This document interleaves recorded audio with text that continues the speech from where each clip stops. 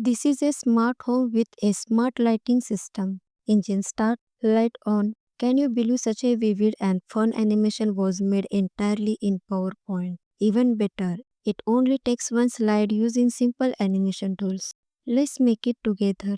First, prepare three images: off mode, full light mode, garage mode. Make sure the architectural layout is perfectly aligned in the all three images. This helps avoid any animation glitches. Now, insert the off mode image first. Next, insert the garage mode image. Then use align center and align middle to position it exactly on top. Then, and add a fade in animation. Set the duration to 0.75 seconds. Now, insert the full light mode image. Add the same fade in animation, but this time set the duration to 2.5 seconds. Finally, you are done. Click on slideshow and enjoy your smart lighting animation. It's incredibly simple.